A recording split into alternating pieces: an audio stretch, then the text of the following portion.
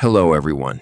In this video, I'll guide you through the seamless process of listing and selling your League of Legends account for top dollar on the G2G marketplace.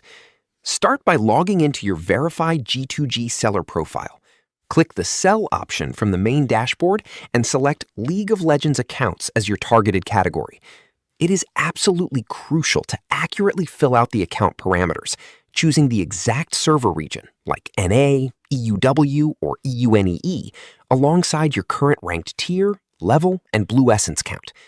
Craft a highly appealing title that explicitly mentions rare, unobtainable skins, like PAX Twisted Fate, Victoria skins, or legendary prestige items.